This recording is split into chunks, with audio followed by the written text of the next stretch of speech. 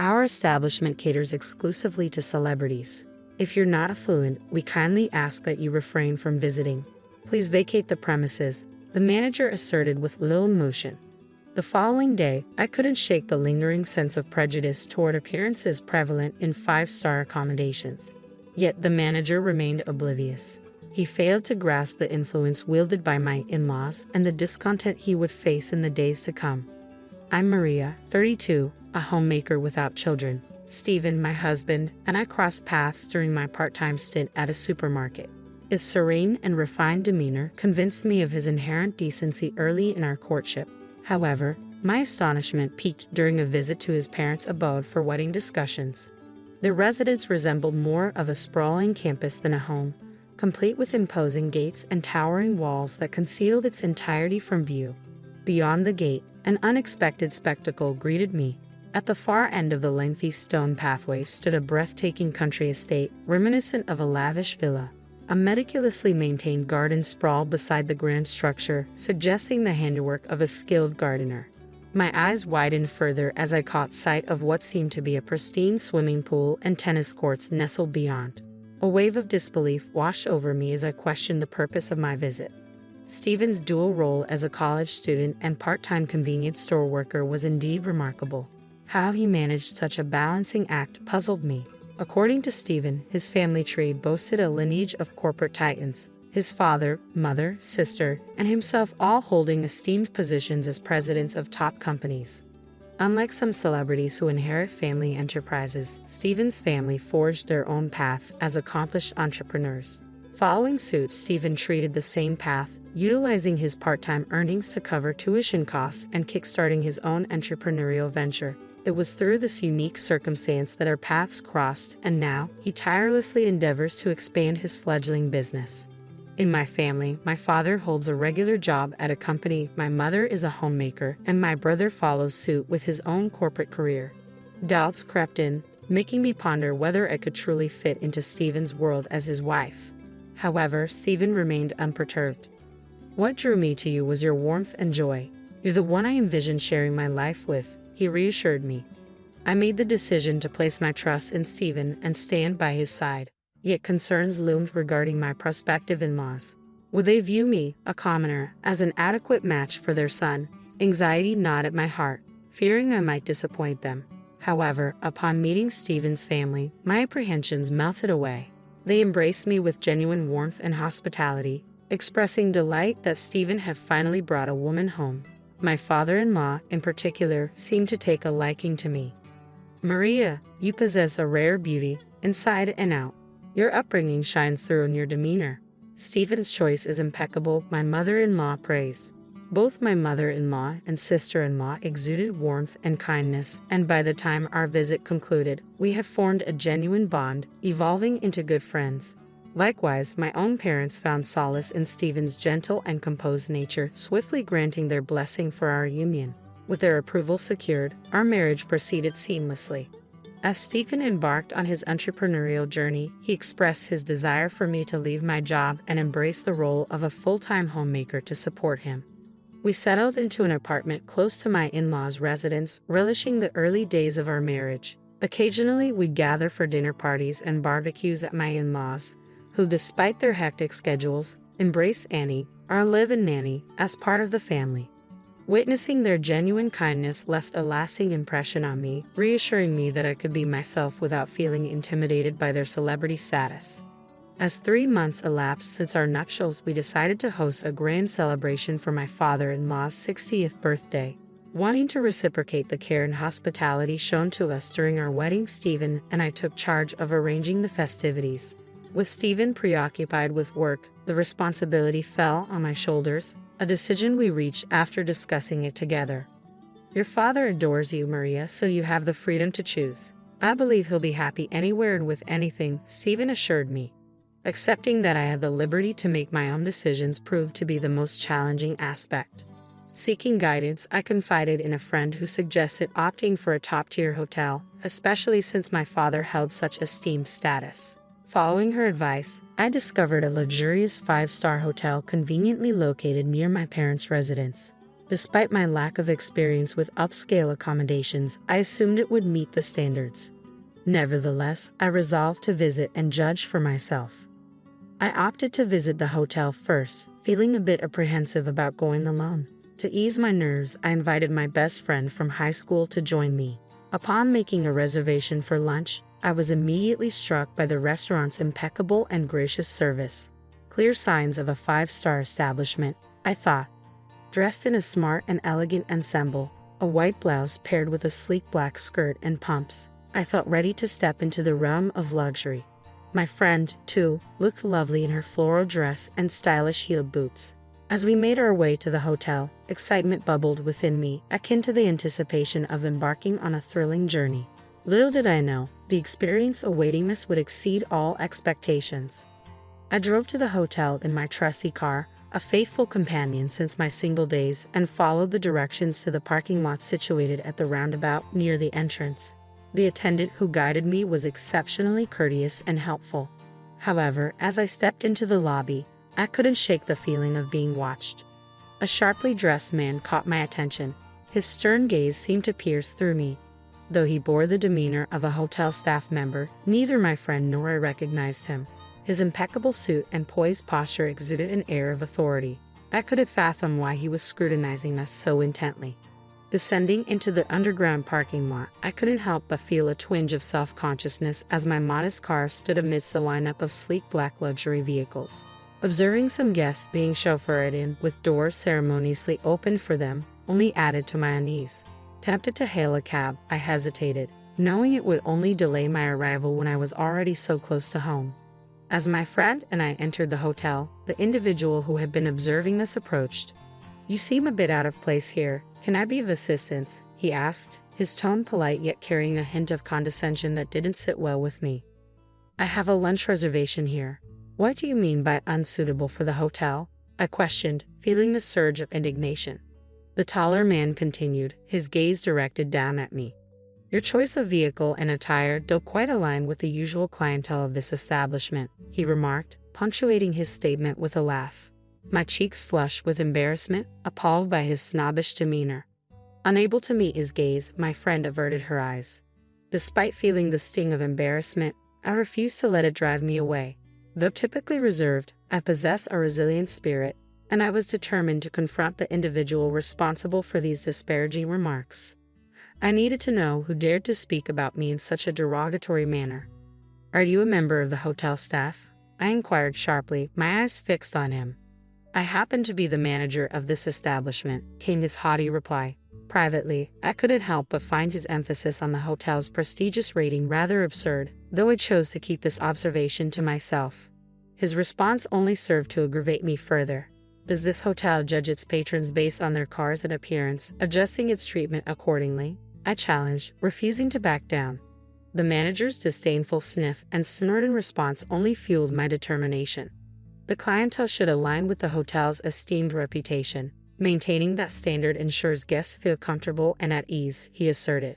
His words grated on my nerves. "Are you implying that we're somehow tarnishing the reputation of your establishment?" I retorted, feeling my irritation mounting. The manager clicked his tongue disapprovingly. I couldn't help but feel sorry for my friend, who I had invited along. The thought of canceling our reservation and leaving crossed my mind. Just as I was considering our next move, an elderly hotel staff member approached me and politely inquired, "Ma'am?" Upon learning of my lunch reservation, he respectfully acknowledged the manager with a bow and said, "Allow me to escort you to the restaurant." With a sense of relief, I followed him to our destination, noticing the manager's lingering bitter glare. Unlike the manager's demeanor, the hotel employee who guided us was courteous and welcoming. "You've traveled quite a distance, and I apologize for any discomfort you may have experienced. We're renowned for our exquisite cuisine, and I trust you'll have a delightful stay," the young manager offered apologetically. I couldn't help but wonder how such a youthful figure found himself at the helm of such a prestigious establishment. He explained that the hotel's previous owner had retired, passing the reins to his younger brother, with his son assuming the role of manager. Despite his impressive academic background from a top-tier university, the manager lacked prior experience in hospitality and struggled to uphold the hotel's esteemed standards. It's disheartening to witness even long-standing patrons being overlooked and compelled to depart over minor matters, the elderly employee lamented solemnly. I've dedicated my life to this hotel, only to find myself deemed expendable in its quest for rejuvenation. I'll be bidding farewell at the month's end. It seems the hotel no longer values the loyalty of its devoted staff, instrumental in achieving its coveted 5-star status. As the elderly hotelier had assured, the cuisine surpassed all expectations, leaving my palate thoroughly satisfied. The head chef, who greeted us personally, exuded skill and experience, his age mirroring that of the hotelier. Yet a nagging concern lingered: would he too fall victim to the hotel's restructuring? People find joy in satiation, I remarked to my best friend as we exited the restaurant, our faces radiant with contentment. Just as we prepared to depart, the manager approached us once more. I eagerly anticipate your return to our restaurant, he remarked, his persistence unwavering. Though our decision to leave remained unchanged, the manager's resolve remained steadfast. I'm sorry, but individuals like yourself detract from the dignity of this establishment. This is a hotel frequented by celebrities, not suitable for those of lesser means. Kindly vacate the premises immediately, the manager declared bluntly, leaving me too stunned to protest. Though the hotel itself was undeniably elegant, the manager's rudeness and discourtesy left a sour taste in my mouth, prompting me to reconsider hosting my father-in-law's birthday celebration there. Surely, there must be a more hospitable venue nearby. When I recounted the incident to my in-laws, they listened intently. However, upon learning the name of the hotel, they exchanged puzzled glances. Why do we visit this hotel? I'm curious to experience such a renowned establishment, my father-in-law suggested. Much to my bewilderment, I couldn't comprehend his eagerness to return to a place where I had encountered such disrespect. Let's dress casually, my father-in-law proposed, urging everyone to do the same. He instructed us to proceed ahead while he would join us later. From the moment we stepped into the roundabout, the manager's piercing gaze never wavered. The lobby was bustling with activity. Guests lounged on plush sofas or sipped coffee, creating an atmosphere akin to a bustling event venue. As we settled onto a sofa beneath a grand chandelier, awaiting my father-in-law's arrival, the manager stormed in, his expression thunderous. You've returned, evidently without learning your lesson. You never seem to grasp it, do you? Arriving in a minivan, utterly disgraceful, he bellowed, his tone dripping with disdain.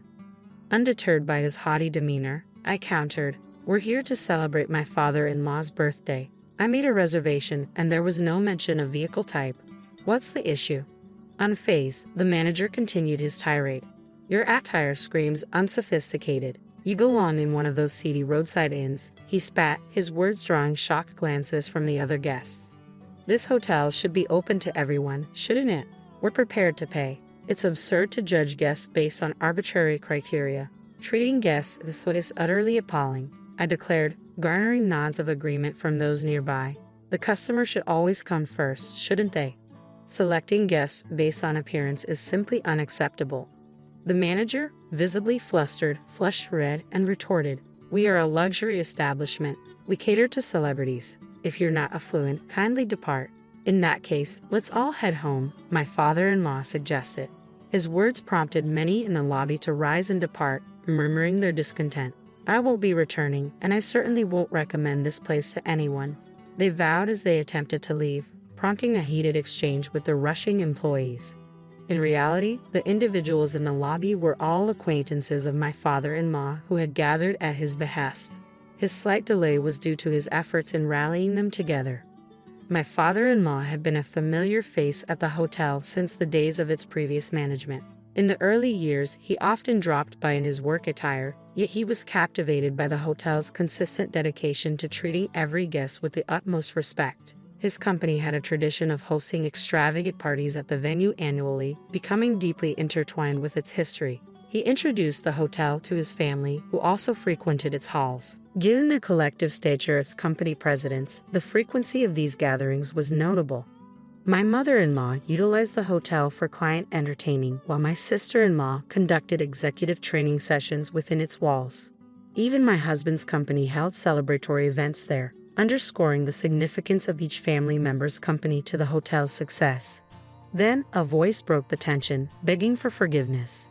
To our astonishment, it was none other than the hotel president, the manager's father, kneeling before us. The elderly hotelier, recognizing my father-in-law, had urgently contacted the president.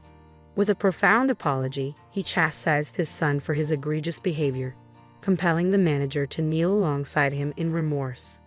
"I deeply regret the misunderstanding, sir. Had I known your esteemed position, the treatment would have been different. It was inappropriate to base service on financial status." The manager attempted to justify himself, but his excuses fell flat. "There's no need for apologies to me. It was my daughter-in-law who was mistreated by your manager, a woman as dear to me as my own daughter. Remember who the hotel truly serves. I have fond memories of your predecessor, but it's time to part ways," my father-in-law asserted firmly, signaling our departure from the five-star establishment. Leaving behind the pretentious atmosphere, we relocated to a beloved diner frequented by my family. With its cozy private rooms and welcoming ambience, the diner was the perfect setting to celebrate my father-in-law's milestone birthday. The delightful food and warm atmosphere brought joy to my in-laws, marking a memorable conclusion to the day. At my father-in-law's suggestion, we extended the celebration to include my parents, transforming the occasion into a lively and joyous affair. My husband and I gladly footed the bill for the party at the familiar diner. It was a modest expense for us, given the casual nature of the establishment. Once again, I reflected on our commitment to remain grounded, refusing to let wealth cloud our values or lead to misconceptions. As time passed, rumors circulated that the manager had been dismissed and demoted to the role of a cleaner. Although the specifics remained uncertain, it was clear that the hotel's reputation had suffered irreparable damage. 2 years later, the once illustrious establishment shuttered its doors for good, a cautionary tale of the consequences of arrogance and elitism. The next time I drove past the hotel, the sight was dismal. The glass windows shattered, furniture stacked haphazardly in front of the entrance, turning it into a desolate wasteland. The legacy of the hotel, once steeped in tradition, lay in ruins, all due to the actions of one misguided individual. Despite my father-in-law's humble upbringing, we share a strong bond, and I cherish the time spent with him, my husband, and the rest of my in-laws. As news of my pregnancy spreads, anticipation fills the air, with everyone eagerly awaiting the arrival of the newest addition to the family. 7 years ago, I got married to my husband. His sister already had kids back then. But right from the start, I felt like I wasn't really part of their family. My sister-in-law made it clear that I wasn't their aunt. She even told her kids that I wasn't their aunt. Because of this, I don't feel close to them like I do with my husband's other siblings' kids, who I treat like my own nieces and nephews. I love spending time with them and being a fun aunt. I've done things like painting their rooms and taking them on trips because I like being creative and making them happy. Even though I'm a mom now, I still love doing these things for my nieces and nephews because they're like my family, and I never really had one before. But when it comes to my sister-in-law's kids, I don't do any of that anymore. I've stopped trying to talk to them because my sister-in-law made it clear that she doesn't want me involved. I don't want to cause any drama or trouble by interacting with them since it seems like she doesn't want us to connect. Now, our kids feel jealous and left out because their cousins have cool stuff in their rooms and get to do fun things, while they don't. When my sister-in-law confronted me about it, she blamed me for making her kids feel that way. I told her it was her fault for creating a situation where I couldn't relate to her kids, and now they're the ones suffering because of it. I reminded her that she's reaping what she sowed, and her kids are the ones paying the price for it. Now she's all fired up, saying this and that. It's clear she's not happy, and honestly, I never wanted my kids to see her as their aunt anyway. The rest of the family just shakes their heads at her antics, but I know this tension isn't helping anyone. I do feel bad for her kids though. I can't help but wonder if I've made things worse. She doesn't see me as family to her kids because we're not related by blood or adoption. I don't think I'm in the wrong here, and it's frustrating to see the family dismiss her behavior. If anyone confronted me about it, I'd explain that I've always respected her role as a parent, even when she asked me to step back from being an aunt years ago. It hurt, but I understood and never crossed any boundaries. It's unfortunate that things turned out this way, but I had to respect her wishes. I didn't set these boundaries, I just followed them. When she complained to OP could have responded, "Do I know you?" But I wonder if the sister-in-law was the only daughter among the siblings. Maybe Penelope being the first woman to marry into the family triggered her. Over time, as the other brothers got married and had kids, she became less aggressive, but the damage was done. The only reason the sister-in-law regrets it now is because Opie turned out to be a fantastic aunt to other children, and the sister-in-law's plan backfired. Actions have consequences. Ope, you followed her instructions not to get involved. It seems like the rest of the family knows she's difficult too. Everyone here seems to have their faults. You probably aren't telling the whole story about what's going on between you and your sister-in-law.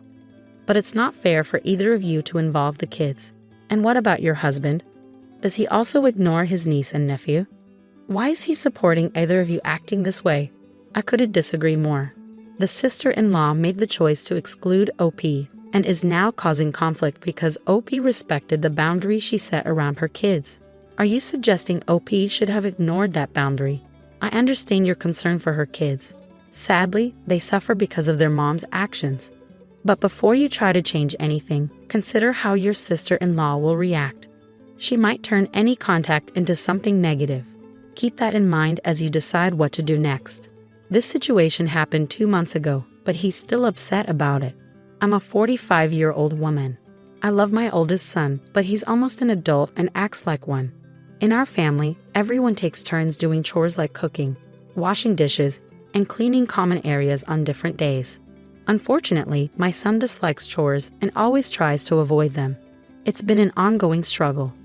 Washing dishes is particularly troublesome. He fills the dishwasher too much, preventing the detergent from reaching the dishes, leading to them not getting clean. I interrupted him quickly and reminded him that the dishwasher sanitizes dishes. My husband supported me, saying, if he wants dinner, he'll eat from his dishes. He often promised to wash some, but I refused, reminding him that he had the chance to clean them properly the night before. I told him to eat from them as they were or skip dinner. He yelled and threatened to make his own food, but I stood firm. Eventually he gave in, reluctantly selecting the least dirty dishes and eating quietly. I felt bad seeing him so disgusted, but I was tired of the wasted time, water, and detergent. It turned out well. His dishes came out perfectly clean afterward. However, he's still angry, and I do feel guilty now. But I'm tired of his deliberate laziness causing problems for everyone else in the house. Am I wrong? You're not wrong, and I think you handled the situation well. However, I disagree with your statement that he doesn't realize his laziness screws over everyone else in the house. He knows, he just doesn't care. He's old enough to understand the consequences of his actions, and it's time he learns. This should have been addressed sooner. If he doesn't face consequences, he won't change his behavior. Instead, he learned that even when I make a mistake, my parents will have to fix it because they need to eat too. What OP did was smart because he's almost an adult, and it's time to learn how to do things properly.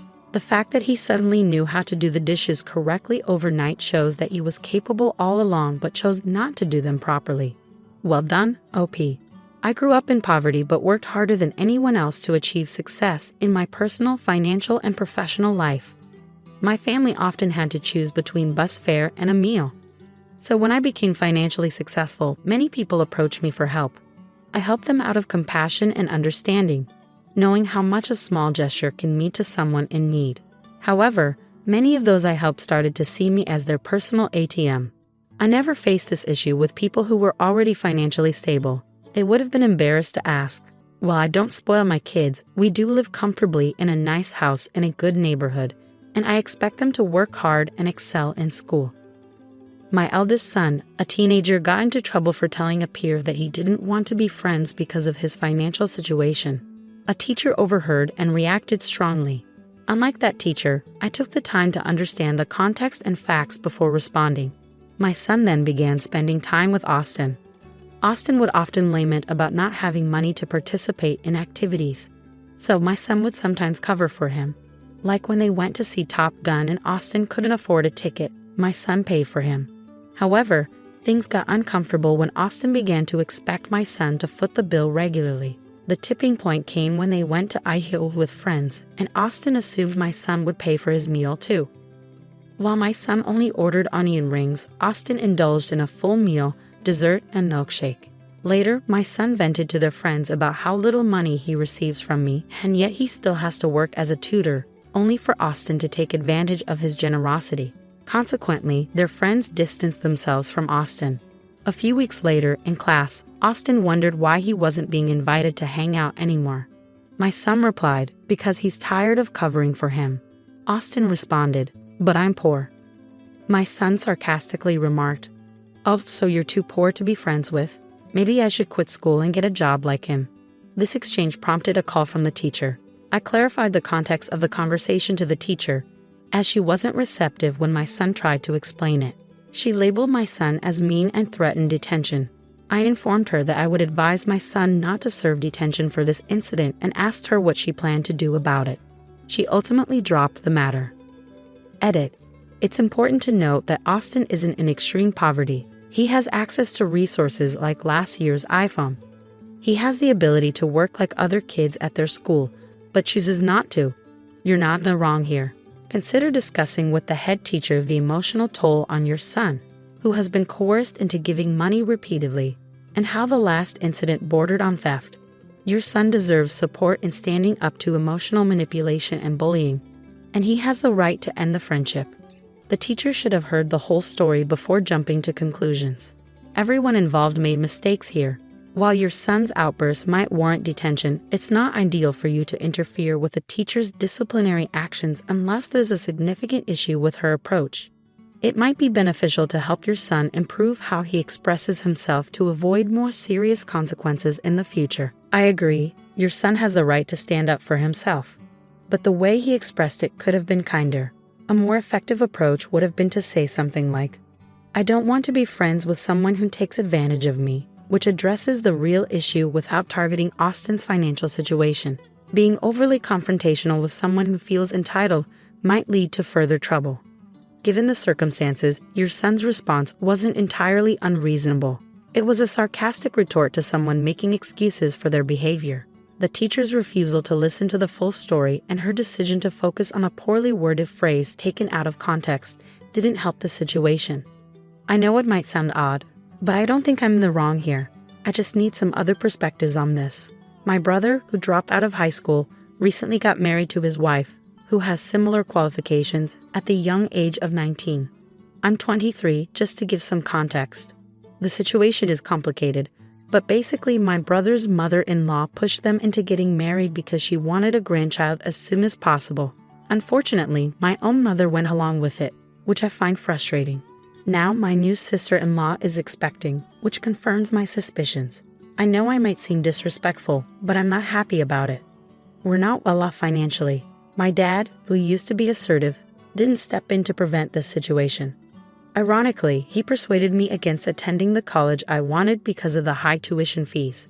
To cover the wedding costs, my dad borrowed money from my uncle, his brother, and now he's pressuring me to repay it because my brother and sister-in-law, being young and expecting, can't afford to. They told me they're in too much debt to get a loan from a bank, so it falls on me since I'm debt-free with savings and a job. When they brought this up, I didn't say anything. I just laughed and left. Now they're bombarding me with calls and texts asking for financial help, but I refuse to budge. It feels like we're living in completely different realities. It's not about culture or anything like that. Am I wrong for refusing to take out a loan for my family? Definitely not. Goodness, what a chaotic situation. If no one can afford to cover the wedding costs, what about the baby? It seems like they'll keep turning to you for loans they won't repay. Stand your ground. This isn't your problem to fix, so don't entertain further discussions about it. If they can't afford a lavish wedding without a substantial loan, maybe they should prioritize their resources for the baby instead. Laughing in their faces was a fitting response to such a ridiculous request. Oh, please ensure that you're the only one with access to your savings. Secure your accounts with updated passwords and avoid staying logged into online banking on shared devices. It's important to take these precautions, especially if your parents have access to personal information like your social security number and employment history. While you might believe they wouldn't take advantage of you, financial strain can drive people to make unexpected decisions. That's right. If they have your social security number, they could potentially open credit in your name, leaving you in a difficult situation. It's a quick process, but you can easily lock your credit by contacting the major reporting agencies, usually 3 of them, either by phone or online. Reversing a lock is simple when you're ready to apply for loans for things like a home, education, or a car. Their financial irresponsibility shouldn't fall on your shoulders. They need to figure out a repayment plan for your uncle on their own. Growing up, I lived with my best friend and his wife, Amanda, on I-35. While Amanda has always been a friend, I've had a closer relationship with her husband. Unfortunately, they moved out of town years ago, only returning for significant family events like funerals or weddings. A few months back, Amanda visited for her sister-in-law's bachelorette party, despite feeling uneasy about it due to her sister-in-law's mistreatment stemming from jealousy or other issues. Wanting to ease her nerves, I offered to pick her up from the airport and take her out for drinks afterward. However, I made a mistake and forgot to add it to my calendar. I had already planned a date for that night and couldn't cancel it, so I arranged for the sister-in-law's best friend to pick up Amanda and take her to the hotel. 2 days later, I met up with Amanda for drinks. She was feeling really down after her mistreatment at the bachelorette party, where everyone else seemed to ignore her. We spent a few hours chatting and drinking, and then I received a text from my girlfriend, asking me to come over to her apartment.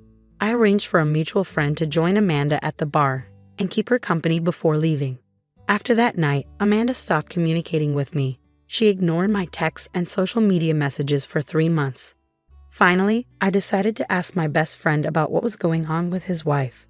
He listed a series of complaints Amanda had against me, including forgetting her birthday multiple times despite Facebook reminders, which she doesn't use, and the incident at the bar where I forgot to pick her up from the airport and left her alone.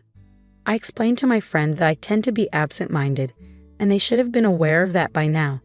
I also mentioned that Amanda is overly sensitive and holds onto grudges.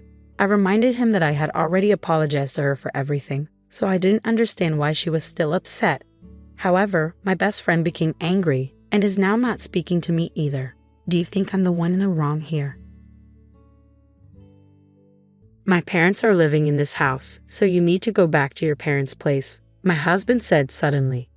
I was taken aback by his words. He seemed to think he was making perfect sense. What now? You got complaints? Don't argue with what I'm saying. I'm totally okay with divorcing you, he asserted. Lately, he'd been cold to me, and I had my own grievances. I had been considering divorce as well, but I didn't think being kicked out of the house was fair. I mean, I'm the one paying the $1,800 for the living expenses. I wondered if he even remembered that. As I stared at him in disbelief, he lost his patience and snapped, "Get out of this house already. If you're here, my parents won't feel comfortable coming." I truly didn't understand why I had to leave, but I said, "All right, I'll take everything I bought with me." Once I agreed, my husband, contented, said, "Get on with it then," and left. I immediately called a resale shop. My name is Emily. I currently live with my husband, Robert, who's 5 years my senior. We met when mutual friends introduced us, and we unexpectedly bumped into each other while hanging out with them. This led to us spending a day off together. I'm actually thinking of becoming a voice actor. I'm studying for it now, Robert said. Listening to Robert, I thought his deep voice was indeed impressive. I've always had a soft spot for soothing voices and felt drawn to his. He probably sensed my interests. Soon, we exchanged contact information and suggested hanging out alone. Before we knew it, we started dating. Neither of us explicitly said we should date, but we found ourselves in a relationship. Being young at the time, I thought this must be what adult romance feels like. I had just graduated from college and started working, so maybe I was taken by the idea of dating someone who seemed so mature compared to me. Seeing this, my best friend Ashley expressed concern. "Are you sure about dating someone 5 years older?" I confidently replied, "It's fine. Age gap relationships aren't that uncommon nowadays. I really like Robert and he feels the same about me. There's nothing to worry about." Seeing my conviction, even Ashley, who was initially concerned, said, "Well, if you say so, Emily." Robert and I continued dating for about 3 years, and he eventually brought up marriage. I had mentioned him to my parents, and although they knew he was 5 years older, they were eager to meet him. Given this pressure, I often found myself wondering when he would propose. He proposed to me during one of his usual visits to my apartment, where we just hang out and relax. Normally, I'd expect a proposal to happen in a more romantic setting, but this casual approach felt very much like Robert. I didn't mind it. In response to Robert's proposal, I said, "Sure, let's get married." Perhaps we were both a bit nonchalant about it. After that, we went to visit each other's parents, but to be honest, I didn't really get along with Robert's folks. When we arrived at Robert's family home, the entryway and living room were crammed with what looked like antiques, though I couldn't tell where they were from. From what I could see, they all seemed to be replicas or imitation pieces. As we were ushered into the living room and met Robert's parents, both were dressed in high-end branded clothing and decked out in gaudy jewelry as they greeted me. It felt like I was meeting a stereotypical nouveau rich couple. No matter how I looked at it, our tastes and values seemed too different for us to get along. Robert's mother even remarked, "You look so average, don't you?" comparing her appearance to mine, which was quite rude. I was taken aback that the parents of the man I was thinking of marrying could be like this. But in the end, it's Robert and I who are getting married. If I don't get along with my future in-laws, then I don't really have to interact with them much. So, I decided not to let it bother me too much. After Robert and I got married and moved into our condo to start our life together, Robert came to me looking a bit anxious. "Hey, who was that woman in the blue dress among your guests at the wedding?" "Which woman in a blue dress?" There were several of my guests who wore blue dresses, so just based on that information, I couldn't figure out who he was talking about. "You know, the one who gave a speech as your best friend." "Do you mean Ashley?" "Yes, she was wearing a blue dress." Upon hearing this, Robert muttered, "So it was Ashley." "What's wrong with Ashley?" I asked, noticing he seemed visibly flustered. "Oh, it's nothing major. The other day when I was headed to work, I thought I saw someone who looked like her. That's when I remembered she had given a speech as your best friend at the wedding." I was puzzled at his sudden interest in Ashley and why he was so flustered, but he just chuckled and said, "It's nothing really," and retreated to his room before I could ask anything further. A little while later, I got a call from my best friend Ashley with some news. "Listen, Emily, my boyfriend's coming back to the US next year." Ashley had been dating her boyfriend since high school. They'd known each other since elementary school, but he had moved away middle school. Since then, they had been writing letters to each other. By the time they got to high school, they were reunited, and that's when he confessed to her. I always felt content listening to Ashley's bittersweet love stories. I always enjoyed hearing about her love adventures. Her boyfriend, after working for a few years at his company, got transferred to an international branch and had been away from the US for some time. Despite the distance, their communication never faltered, and they remained a close-knit couple. "Do you think he might propose once he's back, and then you guys will get married?" "Oh, Emily, you're always so quick to jump to conclusions. Just make sure to invite me to the wedding. I promise I'll give a heartwarming speech." "Of course, after that touching speech you gave at your wedding, I'll definitely need you to do the same for mine. Don't set the bar too high." We shared a laugh over our tea. We could talk about anything and everything, completely trusting one another. If one of us had a problem, the other would be there, always ready to offer a shoulder to lean on. It was around this time that I started noticing Robert coming home later and later. "Working late again today?" Yeah, you think I shouldn't work or something?" Even after getting married, Robert held on to his dream of becoming a voice actor. While studying for that career, he couldn't quite see the results and had to work part-time jobs to make ends meet. Yet all the money Robert made from his part-time jobs went straight to his voice acting classes, so I had to cover all our living expenses. That's why we couldn't really save up a shared savings. After a while of being married, I realized Robert wasn't willing to give up on his dream for the sake of our family. I kept wondering if part-timers really had to work so much overtime. Robert's daily late nights added to my worries. "Hey, haven't you been working too much lately? They shouldn't be making you do so much overtime, even if it's just a part-time job." "I told you, I'm fine. More money is always better. Just keep your opinions to yourself." By that time, Robert had stopped calling me by my name and just referred to me as you. When we got married, I genuinely believed he would speak to me more gently and frequently, but after our marriage, I ended up hearing harsh words from him most of the time. The once gentle and deep voice of Robert had turned solely into a harsh one. He seemed to be drinking a lot, and sometimes his voice became raspy. Voice acting depends heavily on a healthy throat, so it worried me that Robert, who wanted to be a voice actor, wasn't taking care of his. But even that seemed to bother him. Slowly, he began to avoid talking to me, and eventually, he would ignore me even when we crossed paths at home. That's when I got a call from Ashley. She said she had something to discuss, so I suggested we meet up since I had my own concerns. We decided to chat in a karaoke booth so that no one could overhear us. Ashley seemed very cautious and had specifically reserved a room where she could see the counter and staff from the door. You specifically chose this room? Yes, I wanted a spot where the staff could see if there was a suspicious person outside our door. A suspicious person? Is that related to what you wanted to discuss? At my words, Ashley nodded. She had felt like someone was following her ever since she left her job about a month ago. Now she even felt followed on her days off. The reason Ashley had chosen a room where the staff could easily see was that she thought the person stalking her might try to eavesdrop on our conversation. Did you talk to the police about it? I tried, but since there's no actual contact, they can't do much. What about your boyfriend? He's coming back in a month. I thought I'd discuss it with him too, but I wanted to talk to you first. Someone close by. I see. Ashley hadn't gotten a good look at her stalker because she was too scared, so she didn't know if it was a man or a woman. So I decided to stand at a distance and identify the person who was stalking Ashley, and through that, I came to understand who it was. Although I couldn't discuss my rocky relationship with Robert in retrospect, maybe it was for the best, because the one following my best friend Ashley was none other than my husband Robert.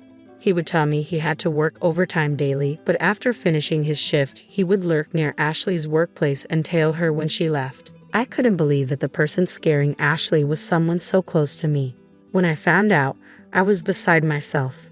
The look on Robert's face when he was following Ashley was downright creepy. He had this sleazy, unsettling grin. I fell in love and married this man. The instant I saw his face, the love that had lasted for years went cold. I told Ashley the truth and advised her to move immediately. With the help of her coworkers, she managed to have someone drive her close to her new place from the underground company parking lot for a while.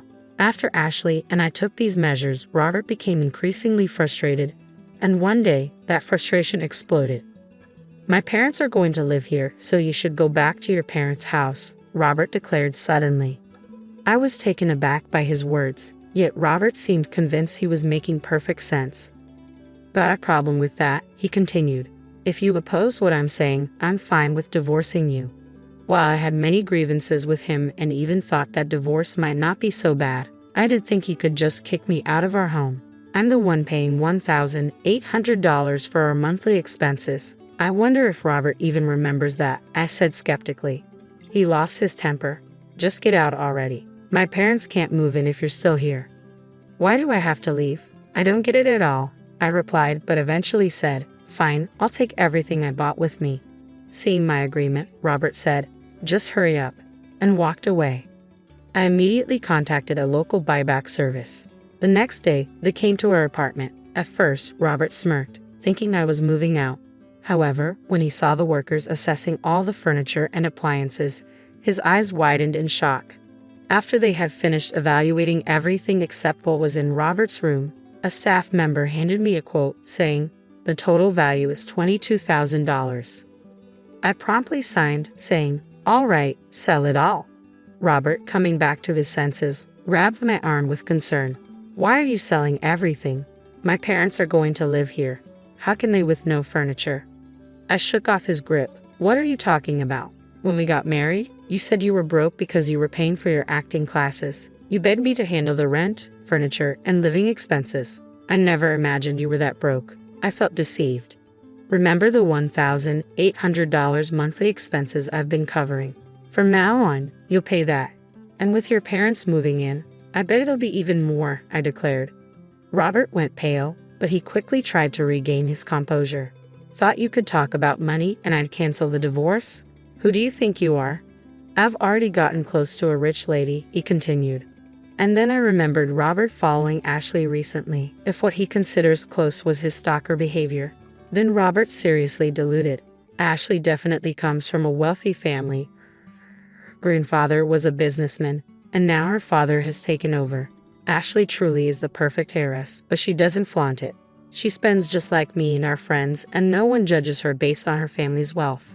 However, Robert seemed to have learned about my best friend Ashley's wealthy background and decided she'd be a better match. Could he possibly think that if two people are the same age, the wealthier one is better? That infuriates me, but Ashley would never marry Robert. Ashley's boyfriend, whom she's been dating since high school, is coming back to the States soon. They'll likely get married, she mentioned, feeling really creeped out because someone was stalking her every day. I remarked upon hearing he wasn't close with Ashley and that she found him creepy. Robert was floored. I always escorted Ashley home, he insisted. You're lucky you weren't reported to the cops, I shot back, but I didn't know about any boyfriend. He's been abroad. She chose me over some unknown guy. They've been pen pals since elementary school and apparently talk almost daily. And unlike you, who's only been working part-time jobs, her boyfriend is a successful man recognized even by her father. Robert looked utterly defeated as I spoke. When the buyback workers had taken all the furniture and appliances, he seemed to recover somewhat. If you are all I have, you'll support my dream of becoming a voice actor forever, right? He asked, striking a pose.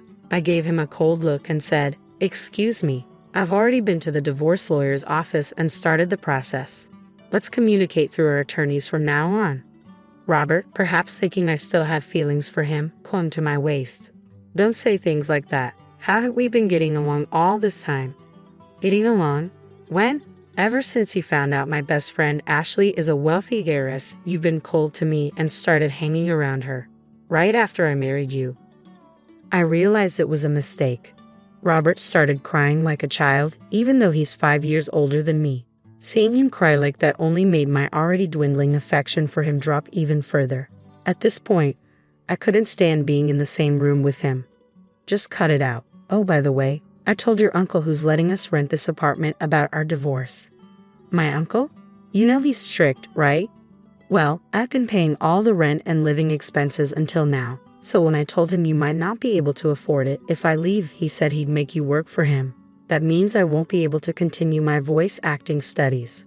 You hardly ever practice anyways. Maybe it's time to face reality. Anyway, if you come near Ashley again, I'll report you to the police immediately. Goodbye. I left the house, determined to never look back. I plan to return to my parents' house for now, but I'm thinking of moving closer to my job if I find a good place. As for Robert, it seems his uncle kept his word and made Robert work at his company. Soon after, Robert's parents, who had been planning to leech off their son after he married the wealthy heiress, also moved into the apartment. They too were taken to work at the uncle's company. Seems like the whole family had a habit of taking advantage of others. I'm just glad I was able to get away from such a toxic family. Age difference doesn't really matter, but I think I need to choose my next partner more carefully. On another note, after things with Robert settled, I received a wedding invitation from Ashley herself. She introduced me to her longtime boyfriend, and I truly wish them all the best. My first marriage didn't work out, but I hope Ashley's marriage will last for many years to come. My name is Olivia, and I'm a 32-year-old housewife. My husband, Liam, is 34 and works an ordinary office job. We've been married for 8 years and have a precious daughter named Ava, who is 6 years old. Ava is incredibly adorable, and both Liam and I are completely smitten with her. I have an older sister, Emma, who is 3 years older than me. She recently turned 35 and went through a divorce due to a personality clash, becoming a single mother to her 4-year-old son, Noah. One day, we planned to go to the zoo with Emma and Noah. Unfortunately, I caught a cold at the wrong time. When I tried to cancel the outing, Liam kindly offered to take the day off from work, not wanting to disappoint the kids. Even though it meant he and Emma would be alone together with the children, I didn't think anything of it. However, one day when I was walking through the shopping district after running errands, I happened to see Liam and Emma sitting together in a cafe. I wondered why they were together, but as it was almost time for Ava to come home from her after-school program, I headed home, still feeling uneasy. That night, when Liam came home, I asked him about it. He explained that it had started raining and they happened to meet, so they went to the cafe to wait for the rain to stop. He seemed calm and nonchalant, so I trusted him at the time. But after that day, Liam started coming home late more frequently. He also began asking for more money, claiming he was short on cash. On his days off, he went out more often, and whenever Emma visited our house, their interaction seemed more familiar than before. Suspicion began to creep into my mind, even though our relationship with Ava remained as strong as ever. Then an incident occurred that made me realize something was amiss. Emma came over as usual and asked if I could take care of Noah for about a week. A friend had invited her on a trip to Hawaii, and it was difficult to bring Noah along. Emma pleaded, saying she needed a break after being so busy. I understood how hard it was for her since the divorce, and though reluctant, I agreed to help. As Emma's trip approached, Liam told me he would be away for a while on a business trip, visiting multiple areas over several days. I thought it was a tough coincidence, but I was shocked when I learned his departure date. It was the same day as Emma's trip to Hawaii. Was this really a coincidence? Liam's increasing phone use and secretive behavior made me more suspicious. When Emma visited, their interaction seemed unusually close. On the day of Emma's departure, she arrived early in the morning with Noah. The moment I held Noah's hand and immediately noticed something was off. His hand was unusually hot and his body felt feverish when I lifted him. I didn't need a thermometer to know he had a high fever. "Emma, doesn't Noah have a fever?" I asked. Yes, he's been running a fever since yesterday. It hasn't gone down yet," she admitted. "What? We have to take him to the hospital right away. Surely your son's health should be more important than a trip," I insisted. But then Emma said something outrageous. "So I'm counting on you." "What? You're leaving your child here while he has a fever?" I was incredulous. "I have no choice, do I? I made the promise a long time ago. It's ridiculous to pay a cancellation fee," she replied. "That's not the point, is it? Isn't Noah the most important here?" I argued. "Of course he's important, but I'm not worried because you're here, Olivia. Take good care of him for me," Emma said. "Wait, Emma." Despite my attempts to stop her, Emma left. I couldn't believe it. Noah was suffering from a high fever, and she left him in my care. Noah seemed to be really struggling, probably because of the strain of moving while having a high fever. I quickly laid him down on the bed and placed a cold, wet towel on his forehead. While I was preparing an ice pillow in the freezer, Liam woke up. "Liam, it seems Noah has a fever," I said. "Really? Is that so?" he replied sleepily. "Emma is terrible. She's going on a trip, leaving Noah in this state," I fumed.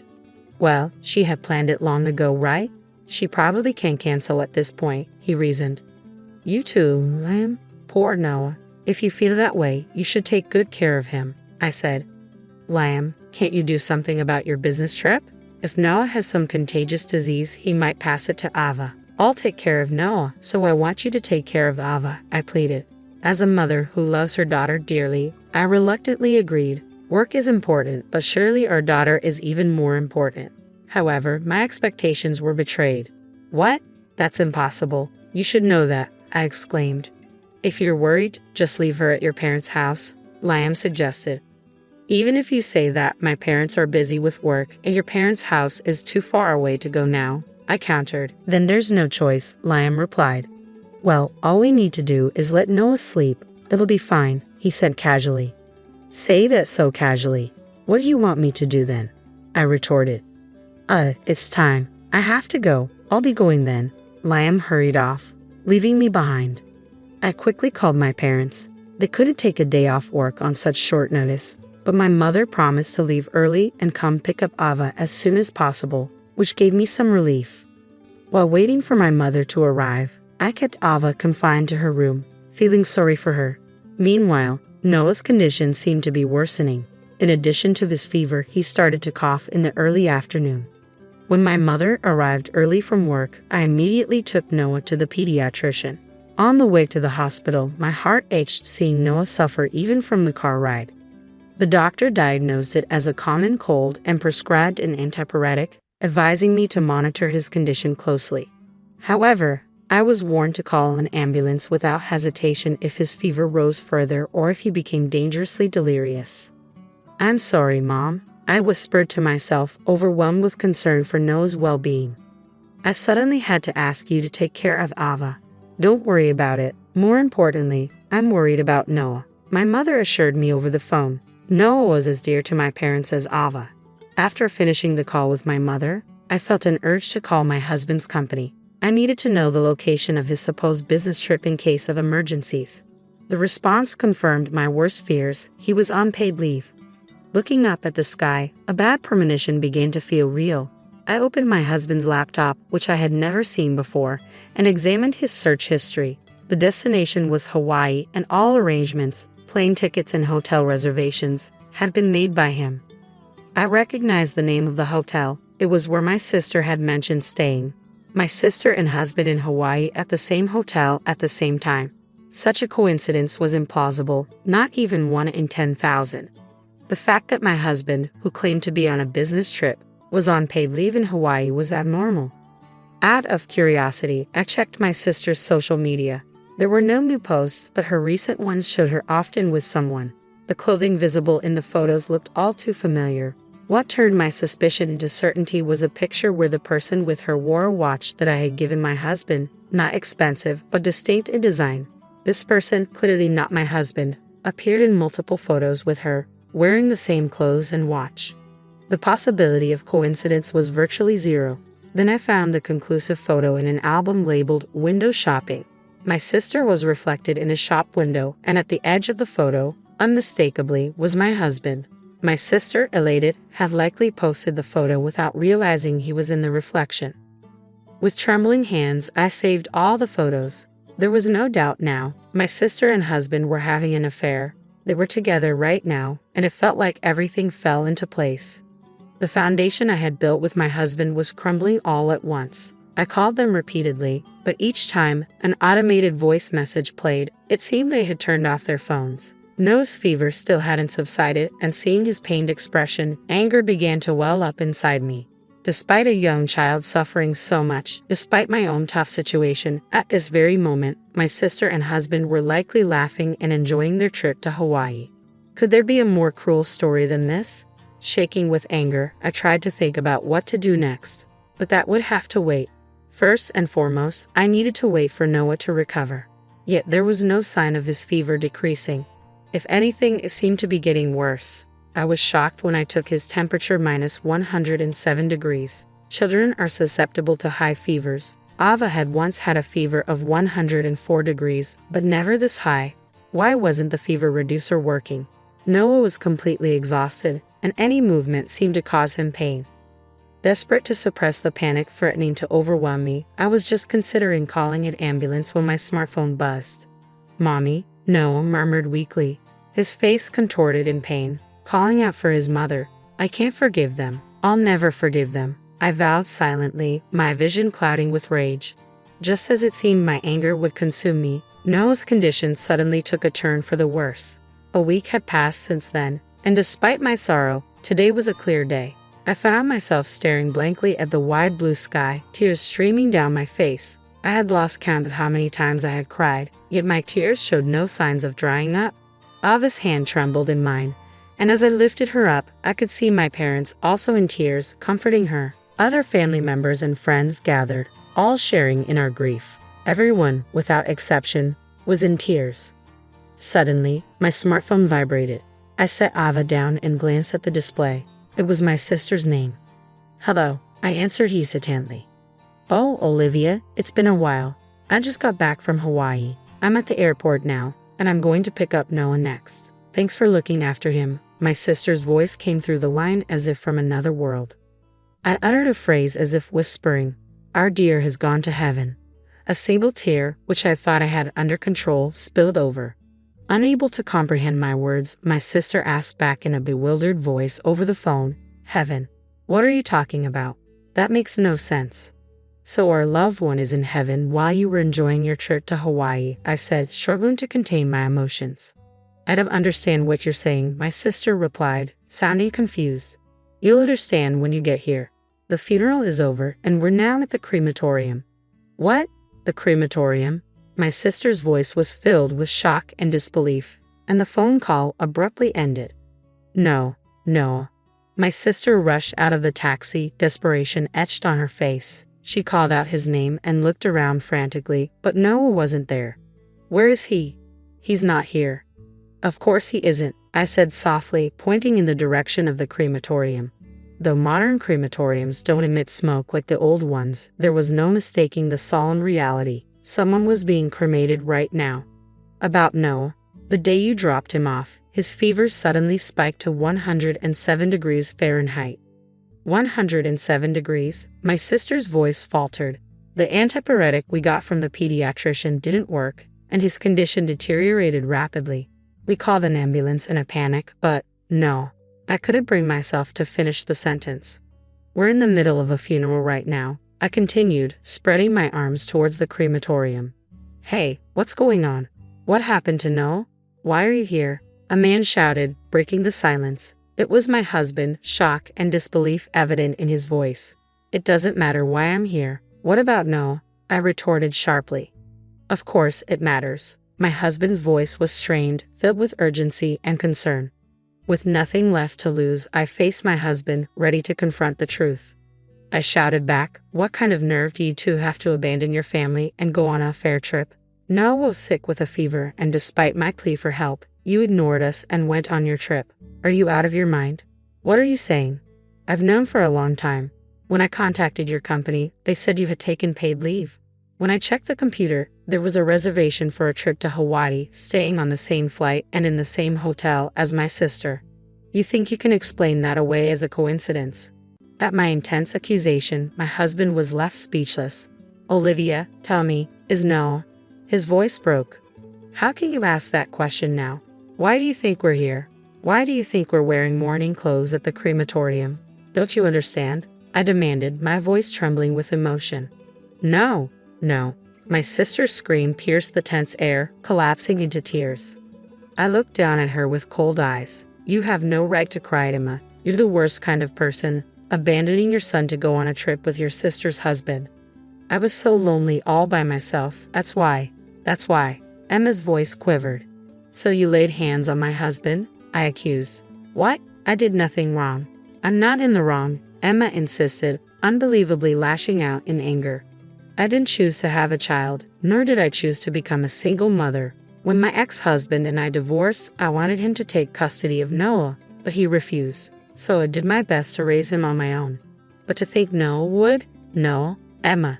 The one comforting my crying sister was my husband. It seemed he had no intention of hiding their affair any longer.